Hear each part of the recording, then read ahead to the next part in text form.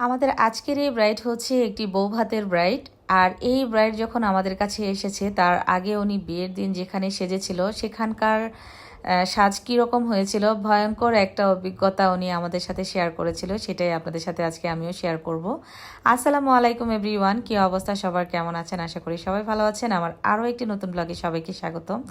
তো প্রথমেই বলেছিলাম যে আমাদের আজকের এই ব্রাইডের বিয়ের দিনের লুকটা কীরকম ছিল আর কীরকম অভিজ্ঞতা ওনার হয়েছে, তো সেই গল্পটাই তুলে ধরবো। প্রতিটা মেয়ের জীবনে বিয়ের এই দিনটা শ্রেষ্ঠ একটা মুহূর্ত তার জীবনে হয়। তার এই স্পেশাল ডেতে যদি এরকম জঘন্য একটা সাজ তাকে ক্রিয়েট করে দেওয়া হয় তখন তার কাছে কেমন লাগবে। যাকে ওনারা বুক করেছিলেন সে কুমিল্লা থেকে এসেছিল, তো সবাই ভেবেছে হয়তো তার কাজ ভালো হবে, তাকে বাসায় হায়ার করে নিয়ে গিয়েছিল। তো সেখানে তাকে তার সার্ভিস শেষ করার পরে যখন তাদের ব্রাইড তারা সবাই দেখলো, সবাই খুবই ভয় পেয়েছে।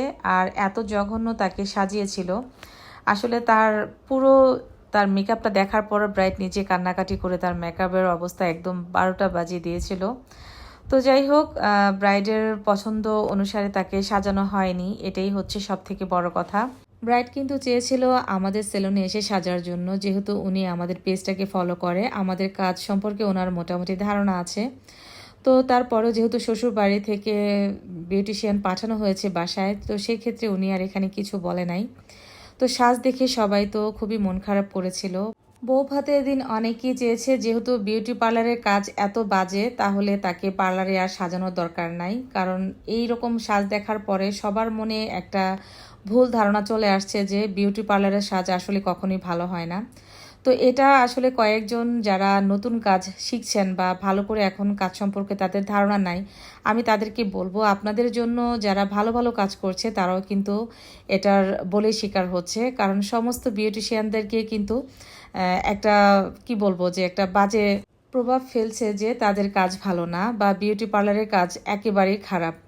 এই জন্যই কিন্তু যারা ভালো ভালো কাজ করছে তারাও কিন্তু এটার বলে শিকার হচ্ছে। তো যাই হোক, যারা আমাদের সার্ভিস সম্পর্কে জানেন বা যারা আমাদেরকে নিয়মিত ফলো করেন তারা তো অবশ্যই জানেন যে যারা দক্ষ হাতে কাজ করতেছে তাদের কাজটা আসলে কতটুকু ভালো।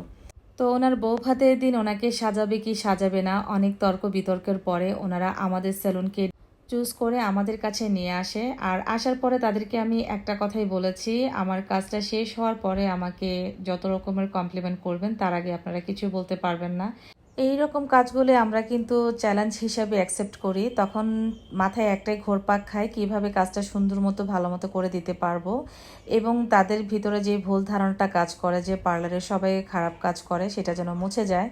তো সেটা মাথায় রেখে কিন্তু আমি আল্লাহর নাম নিয়ে আমি আমার কাজটা শুরু করে দিয়েছিলাম। তো ওনার বেস মেকআপটা মোটামুটি আমি কমপ্লিট করে নিয়েছি। আর সর্বশেষে যেটা করে থাকি লিপস্টিকটা পরিয়ে দেই। তো এখন আমি তাকে লিপস্টিকটাও পরিয়ে দিচ্ছি। আর ওনার স্কিনে কিছুটা সমস্যা ছিল পিম্পলের, সেটাও সুন্দরভাবে হাইড করে মেকআপটা করে দিয়েছি। মাশাআল্লাহ, দেখেন ওনার মেকআপটা কত সুন্দরভাবে বসেছে আর কত সুন্দর হয়েছে ওনার মেকআপ লুকটা। এখানে কোনো প্রকার ফিল্টার বা কোনো কিছুই নাই, যেন আপনারা বুঝতে পারেন। সমস্তটাই আমি আপনাদের সাথে এখানে শেয়ার করতেছি। শুরুতে আমি যখন ওনার মেকআপটা শুরু করতেছিলাম, ওনার আইব্রাউটা ড্র করেছিলাম, তখন উনি বলতেছিল আপনি এত সুন্দর করে আইব্রাউটা ড্র করেছেন, কালকে তো আমার এভাবে কিছুই করা হয় নাই। তো পরে আমি বলেছি যে আমি পুরো কাজটা শেষ করি, তারপর তুমি অবশ্যই বাকি কমপ্লিমেন্ট করবে যে তোমার কেমন লেগেছে। তো আলহামদুলিল্লাহ, ব্রাইট আমাদের কাজটা অনেক পছন্দ করেছে। এটা ছিল ওনার আই লুক। আর এখন ওনার বাকি যে কাজগুলো হেয়ারস্টাইল থেকে শুরু করে সমস্ত কিছু অন্য একটা ভিডিওতে আমি শেয়ার করব। তো আজকে এই পর্যন্তই, দেখা হচ্ছে নেক্সট ভিডিওতে। আল্লাহ হাফেজ।